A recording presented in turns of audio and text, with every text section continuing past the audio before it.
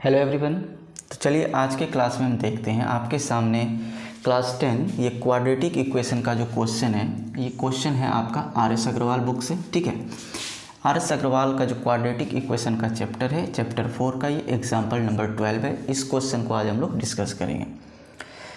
आपके सामने है कि solve 4x² - 4ax + a² - b² = 0 by using factorisation method. Okay, तो चलिए सबसे पहले हमारे सामने जो आपका ये क्वाड्रेटिक इक्वेशन है गिवन, ठीक है, 4x² - 4ax + a² - b² = 0। सबसे पहला काम हम लोग क्या करेंगे, हमारा जो कंडीशन बनता है वो होता है कि इस दोनों का जो मल्टीपल होता है, ठीक है, ये बीच वाले टर्म को हम स्प्लिट करते हैं दो ऐसे टर्म में, ठीक है, जोड़ें या घटाएं, आना चाहिए हमारा -4ax, और मल्टीप्लाई करें तो आपका ये वाला टर्म और इस वाले टर्म का मल्टीपल आना चाहिए।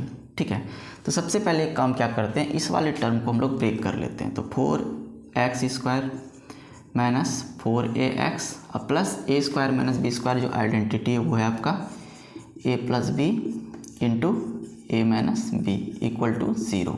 ओके, अब ध्यान से देखिए, यहाँ पर हम लोग 4x² माइनस हम लोग 4 × 1 कैसे ला सकते हैं, तो 4 यानी अगर हम लोग यहाँ पर 2 और a + bx, ओके, और फिर -2 एक बार ये वाला a - bx = 0 वैल्यू पुट करके रखें, तो सबसे पहले चेक करते हैं हम लोग। आप ध्यान से देखिए, -2 × a × x -2ax, -2 × a × x -2ax यानी -4ax आता है, यानी कि ये मिल गया हमको।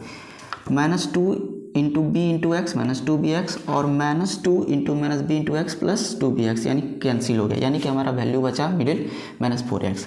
अब इस दोनों टर्म में हम लोग कॉमन ले लेते हैं और आपके सामने जो ये वाला टर्म एक रह गया, सॉरी ये वाला जो टर्म रह गया हमारे पास a + b और इंटू a - b = 0।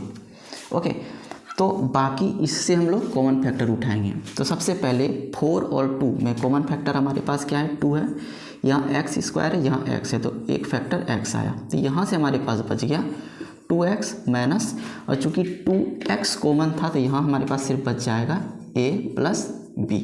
ठीक है, तो इसको हम लोग बड़ी ब्रैकेट से कवर करते हैं। अब यहाँ बचा इस वाले टर्म में, ध्यान से समझिए, यहाँ माइनस है, यहाँ प्लस है, तो कॉमन हो गया माइनस। यहाँ है आपके पास 2, इसमें 2 नहीं है, लेकिन यहाँ है हमारे पास a - b, यहाँ भी a - b, तो हम लोग a - b को कॉमन करते हैं, तो यहाँ हमारे पास जो बच जाएगा वो बचेगा 2x + a - b तो आ गया बाहर, और चूँकि प्लस है माइनस कॉमन था तो यहाँ हो जाएगा आपका माइनस और बच जाएगा a + b। ओके, अब ध्यान से समझिए, यहाँ है 2x - a + b और यहाँ भी है 2x - a + b, यानी कॉमन अब आ जाएगा हमारा 2x - a + b। तो यहाँ से 2x - a + b, एक तो ये आ गया, ठीक है, ये वाला कॉमन, और यहाँ से आएगा आपके पास, ठीक है, 2x - a - b = 0। अब आप देखिए, इतना इंटू इतना = 0 है, या तो ये 0 होगा या तो ये 0 होगा, तो हम लोग लिखेंगे कि 2x - a + b = 0 और 2x - a - b = 0। अब यहाँ से समझिए कि 2x अगर हम लोग रखते हैं तो -a + b अगर उस तरफ जाएगा तो आपके पास बचेगा a + b, और यहाँ से x का वैल्यू हो जाएगा a + b/2।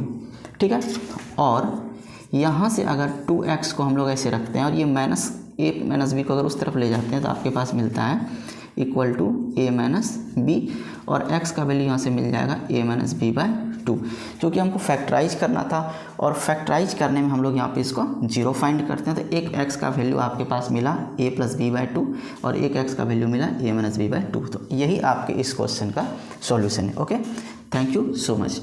ऐसा ही क्वेश्चन, ठीक है, इसका जो अगला एग्जाम्पल नंबर 13, वो भी सेम टू सेम बिल्कुल ऐसा ही क्वेश्चन है।